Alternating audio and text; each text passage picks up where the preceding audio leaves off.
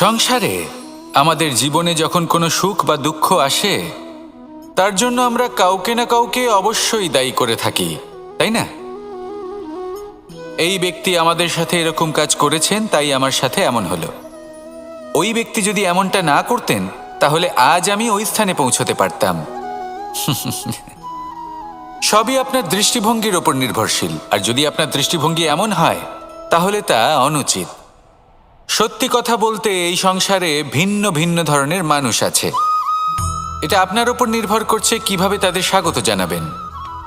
একবার ভাবুন, আমি আমার দুটো হাত সামনে নিয়ে এলাম, দুটো মুঠো খুলে দিলাম। দুই প্রকারের মানুষ আসবেন, কিছু না কিছু দিয়ে যাবেন। এই মুঠো যদি আমি বন্ধ করে দিই, তাহলে না কেউ আমাকে কিছু দিতে পারবে, না আমার কিছু যাবে আসবে। নিশ্চয়ই বুঝতে পারছেন এই দুই ধরনের ব্যক্তি কারা এবং তারা কি দিয়ে যান। আমি যদি নিজের মুঠো খুলে দিই, তাহলে কিছু ভালো মানুষ আসবেন, আমাকে আনন্দ, সন্তুষ্টি, জ্ঞান প্রদান করে যাবেন, ভালো অভিজ্ঞতা দিয়ে যাবেন। কোনো খারাপ ব্যক্তি যদি আসেন, তাহলে তিনিও খারাপ অভিজ্ঞতা দেবেন, যার থেকে আমি শিক্ষা লাভ করব। এই সব কিছু আমি লাভ করতে পারি। মুঠো যদি বন্ধ করে রাখি, তাহলে আমি কিছুই পাবো না। দেখুন, এই সংসারে প্রত্যেকের জীবনে এরকম।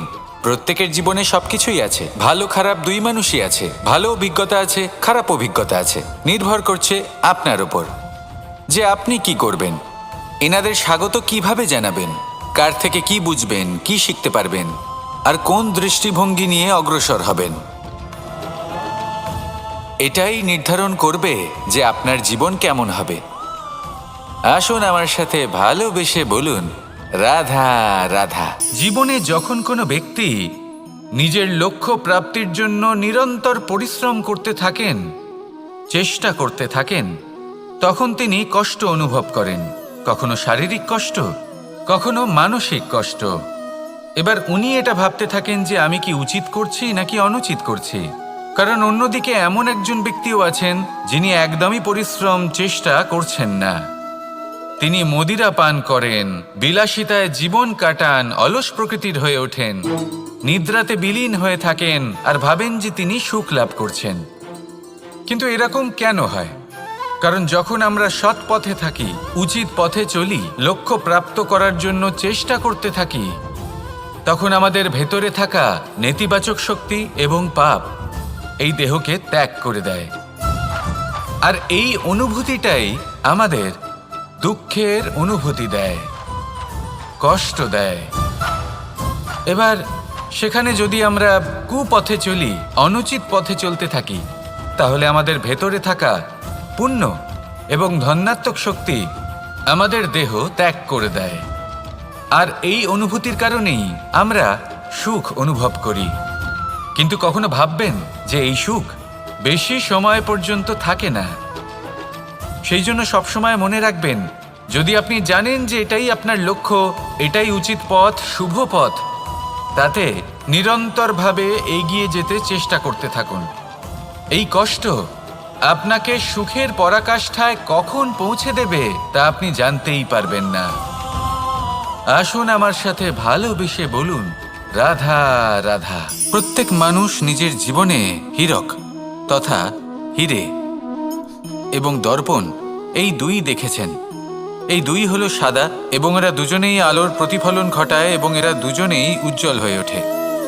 আপনি হয়তো মনে মনে ভাবছেন যে এটা কি ধরনের তুলনা করছি। একটা হীরে তো রত্ন, তার মূল্য দর্পণের থেকে অনেক গুণ বেশি।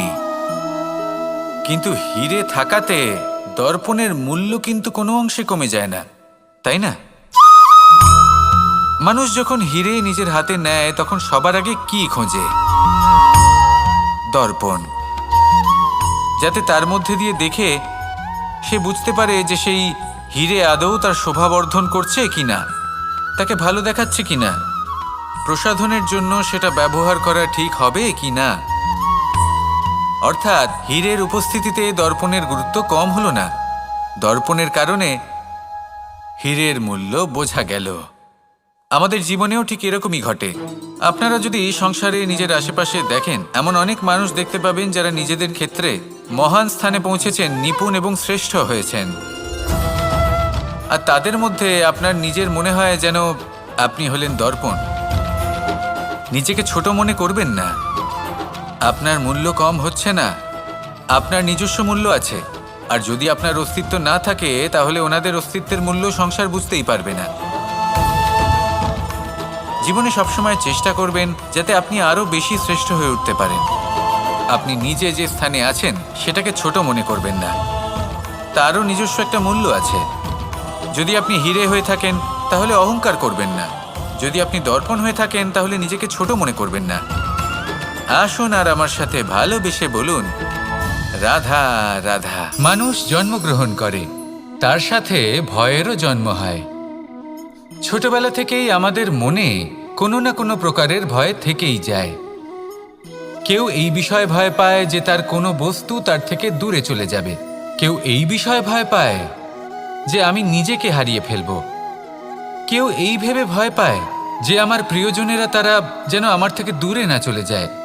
কেউ এই ভেবে ভয় পায় যে আমরা যেন পথ না হারিয়ে ফেলি, আদি ইত্যাদি। কিন্তু সত্যি কথা বলতে ভেবে দেখুন, এই ভয় বাস্তবে কি? শুধুই একটা মনস্থিতি, আর কিছুই নয়। যা কিছু আপনি জীবনে পেয়েছেন তা একদিন আপনাকে হারাতে হবে। এই জীবন হলো আপনারই, কিন্তু তাও একদিন সমাপ্ত হবে। তাই ভয় পেয়ে কি লাভ? এই ভয় শুধু আপনাকে জীবনযাপন করা থেকে বাধা দিচ্ছে, আর কিচ্ছু নয়। পথ হারিয়ে ফেললেই বুঝতে পারবেন যে নতুন পথ কিভাবে বানাতে হয়। কিছু মানুষকে জীবন থেকে হারালে তবেই আপনি বুঝবেন যে আপনার আপনজনকে। এই ভয়ের কারণে ভীত হয়ে থাকবেন না। এই তারা নক্ষত্র অন্ধকারের অভাবে গুরুত্ব হারায়। শিবকেও মহাদেব হওয়ার জন্য বিষপান করতে হয়েছিল। প্রত্যেক পরিস্থিতি, প্রত্যেক সাফল্য আপনার পরীক্ষা নেবে, তাতে উত্তীর্ণ হওয়া হলো আপনার কর্ম। যখনই আপনি ভয় পাবেন বা সংকটের সম্মুখীন হবেন, তখন সাহসের সাথে তার সম্মুখীন হন। মনে রাখবেন, যে সম্মুখীন হতে জানে সাফল্য তার সাথে সবসময় থাকে। আসুন আর আমার সাথে ভালোবেসে বলুন, রাধা রাধা। এই সংসারে সবথেকে বেশি কোমল বস্তু হলো রেশম। এই রেশম এতটাই কোমল হয় যে এর পুরো একটা থান শুধুমাত্র একটা হাতে ধরা সম্ভব। কখনো ভেবে দেখেছেন এই রেশম কিভাবে হয়? একটি কীট তার লালার দ্বারা উৎপন্ন হয়। এই কীট সেই রেশমকে পাক দিতে থাকে, পাক দিতেই থাকে, আর আস্তে আস্তে তার মধ্যেই জড়িয়ে পড়ে। শেষে ওর এই সুন্দর অমূল্য সৃষ্টি রেশমের এই সুতো, তার নির্মাণ কার্য পূর্ণ হয়। কিন্তু তাতেই ও নিজে বন্দী হয়ে যায়। নিজেরই মায়াজালের এই বন্দী গৃহে নিজেই ফেঁসে যায়। এবার এই সুতোকে ব্যবহারযোগ্য করে তোলার জন্য এই কীটগুলিকে এই কবচের সাথেই ফুটন্ত জলে ফেলে দেওয়া হয়। এই সংসারে যদি আমাদের স্বপ্ন এই সংসারের দুঃখ হরণ করার জন্য, এই সংসারে সুখ বিতরণ করার জন্য হয়, তবেই আমাদের প্রগতি সম্ভব। যদি আমাদের এই স্বপ্ন শুধুই আমাদের এবং আমাদের স্বার্থ সিদ্ধির জন্য হয়, তাহলে এই স্বপ্ন আমাদের অন্ধ করে দেবে, আমাদের অন্ধকারের পথে নিয়ে যাবে, আর আমরাও সেই কীটের মতো হয়ে যাব। নিজেদেরই মায়াজালে আমরা নিজেই ফেঁসে যাব, আর শেষে আমরা যদি কিছু লাভ করি তা হবে একাকিত্ব, অন্ধকারময় মৃত্যু। তাই স্বপ্ন অবশ্যই দেখুন, কিন্তু এমনভাবে স্বপ্ন দেখবেন না যে তার এই বন্দিগৃহে আপনি নিজেই ফেঁসে গেলেন। স্বপ্ন দেখুন পরোপকারের, পরমার্থের, সবাইকে উদ্ধারের, অন্ধকারের নয়। তবেই কল্যাণ হবে, আর তবেই এই হৃদয় প্রসন্ন হয়ে বলবে, রাধা রাধা। মানুষ যখন এই সংসারে প্রবেশ করে, অর্থাৎ জন্মগ্রহণ করে, তখন নিশ্চিন্তে থাকে, আনন্দে থাকে। কিন্তু যেইমাত্র তার মধ্যে বোধশক্তি আসে, তখন সে চিন্তা করতে শুরু করে। চিন্তা ভবিষ্যতের, সেই সমস্ত বিষয় নিয়ে চিন্তা করে যা ওর হাতে নেই। তারপর বড় হয়, বিবাহ সম্পন্ন হয়, গৃহস্থ জীবন যাপন করে, তারপর আবার চিন্তায় মগ্ন হয়ে যায়। ভাবে, এই যে আমার পরিবার, আমি কি ঠিকমতো তার খেয়াল রাখতে পারছি? কাল যখন আমি এই সংসার থেকে চলে যাব, তখন আমার এই পরিবারের দেখাশোনা কে করবে? শেষ পর্যন্ত এই পরিবার তো আমারই উত্তরদায়িত্ব। যাক, আপনাকে একটা প্রশ্ন করি। এই সংসারে আসার পূর্বে আপনি কি এই প্রশ্ন করেছিলেন, এটা ভেবেছিলেন যে আমাকে ছাড়া এই সংসার কিভাবে চলবে? করেননি, তাই তো? তাই আপনার এটা নিয়ে দুশ্চিন্তা করার প্রয়োজন নেই যে আপনি যখন এই সংসার ত্যাগ করে চলে যাবেন তখন কি হবে। আপনি যখন ছিলেন না তখনও এই সংসার চলছিল, আপনি যখন এই সংসার ত্যাগ করবেন তখনও এই সংসার চলতে থাকবে। যদি কোনো বিষয়ের প্রভাব থাকে তা হলো আপনার আজকের তথা বর্তমানের কর্ম, অর্থাৎ আজ আপনি কি করছেন, কার জন্য মঙ্গল করছেন, কাকে প্রেরণা দিচ্ছেন, কাকে সাহায্য করছেন, কোন উদাহরণ প্রস্তুত করছেন। আপনি এই সংসারে যে ছবি অঙ্কন করবেন সংসার সেটাই মনে রাখবে। তাহলে শুধু সৎকর্ম করুন, মঙ্গল করতে থাকুন, আর আমার সাথে ভালোবেসে বলুন রাধা রাধা। একবার একটা শেয়াল বনে বিচরণ করছিল। ও একটা ছোট্ট শাবক দেখতে পেল। ও ভাবলো আজ একেই আমি খাবার হিসেবে গ্রহণ করব। আশেপাশে দেখলো কেউ দেখছে না, তো কেউ ছিল না, আর সেই শাবকের ওপর আক্রমণ করল, যা হলো একটা ঘোর অপরাধ। বনের নিয়ম অনুসারে আপনি কখনোই শাবকের ওপর আক্রমণ করতে পারেন না। তারপর এই খবরটা যখন রাজা সিংহ জানতে পারলেন, সভার আয়োজন করলেন। কিন্তু সেখানে শেয়াল বলল, আমি তো এরকম কিছু করিনি। কিন্তু যদি আপনি এরকম বলেন, কোনো প্রমাণ দিন, এর কোনো সাক্ষী আছে? তখন রাজা সিংহ পেঁচাকে ডেকে পাঠালেন, যে সেই মুহূর্তে বৃক্ষের শাখার ওপর বসেছিল, সে সব কিছু দেখেছিল। পেঁচা সব সত্যি কথা বলল, আর শেয়ালকে মৃত্যুদণ্ড দেয়া হলো। এবার এই কাহিনী আমি আপনাকে কেন শোনালাম? কারণ মানুষও কখনো কখনো এরকম কর্ম করেন যা শিয়াল করেছে। এটা ভাবেন কেউ দেখছে না, যখন আমি অনুচিত কর্ম করতেই পারি। কিন্তু না, আপনি যাই করুন না কেন, কেউ না কেউ অবশ্যই তা দেখছে। কোনো ব্যক্তি না হলেও কোনো প্রাণী, না হলে কোনো যক্ষ বা দেব বা প্রেত। যদি এনারা কেউ না দেখেন, তাহলে ধরিত্রী মাতা দেখেন, যেখানে দাঁড়িয়ে আপনি সেই কর্ম করছেন, তাই না? তাই একটা কথা সবসময় মনে রাখবেন, কে দেখছেন কে দেখছেন না সেই বিষয়ে ভাবা ছেড়ে দিন। এটা খুব সহজ কথা। আপনি যদি উচিত কর্ম করেন, উচিত ফল পাবেন। যদি অনুচিত কর্ম করেন, তাহলে আপনি অনুচিত ফল অবশ্যই পাবেন। সেই জন্য উচিত পথে চলতে থাকুন, উচিত কর্ম করতে থাকুন, আর আমার সাথে ভালোবেসে বলুন রাধা রাধা। সুখ, দুঃখ এবং শক্তি, এই তিন হলো এই সংসারের ত্রিদেবের মতো। আমাদের জীবনে যা কিছু ঘটছে এই তিনটির ভিত্তির উপরেই হচ্ছে। আসলে এই সংসারের একটা নিয়ম আছে, যখনই আপনি কিছু লাভ করেন, এই সংসার আপনার পরীক্ষা নেয়। এটা জানার জন্য আপনার পরীক্ষা নেয় যে আপনি যা কিছুই লাভ করেছেন, আপনি কি আদৌ সেটার যোগ্য কি না। ঠিক সেইভাবেই এই সুখ, দুঃখ এবং শক্তি আপনার পরীক্ষা নিয়ে থাকে। যখন সুখ আসে, তখন সে আপনার পরীক্ষা নেয় যে আপনার মধ্যে অহংবোধ জাগ্রত হয়নি তো। যদি অহংবোধ চলে আসে, তাহলে সুখ সেখানেই সঙ্গ ত্যাগ করে। দুঃখ আপনার ধৈর্যের পরীক্ষা নিতে থাকে, আর যদি আপনার মধ্যে ধৈর্য না থাকে, তাহলে এটা আপনাকে আরো বেশি দুঃখের গভীর অন্ধকারে ঠেলে দেবে। সেখানে শক্তি পরীক্ষা নেয় আপনার বিনম্রতার।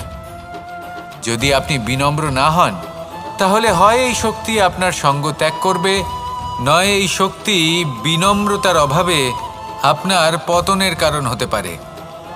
এই সংসারে যে কোনো ব্যক্তি যিনি এই পরীক্ষায় উত্তীর্ণ হয়ে থাকেন, এই জীবনে তিনি সাফল্য লাভ করেন। আসুন আমার সাথে ভালোবেসে বলুন রাধা রাধা। আমি মনুষ্যরূপে জন্ম নিয়েছি এবং সমস্ত কর্ম এই রূপেই করেছি। কিন্তু আশ্চর্যের বিষয় হলো যে আজও মানুষ আসেন এবং হাত জোড় করে প্রার্থনা করেন যেন আমি ওনাদের সহায়তা করি। আপনাদের একটা কথা বলতে চাই, আমি সকলকে সাহায্য করতে পারবো না, কিন্তু আমি শিক্ষা অবশ্যই দিতে পারবো, জ্ঞান প্রদান করতে পারবো। এমন কিছু জ্ঞান যার ভিত্তিতে মানুষ যা চাইবেন তাই লাভ করতে পারবেন, যদি সঠিক কর্ম করতে থাকেন। যখন কংসের অসুররা গোকুলে ধ্বংসলীলা চালাচ্ছিলেন তখন আমি কারোর থেকে সাহায্য চাইনি। আমি দাঁড়িয়েছিলাম এবং আমি তার বিরোধিতা করেছিলাম। সবাই বলেন যে আমি ছোট্ট একটা আঙুলে গোবর্ধন পর্বত তুলেছিলাম, কিন্তু আমি কি ওখানে একা ছিলাম? কখনোই নয়। আমার সাথে অসংখ্য গোকুলবাসী, অসংখ্য বর্ষণাবাসী ছিলেন, নিজের হাতে একটা লাঠি নিয়ে।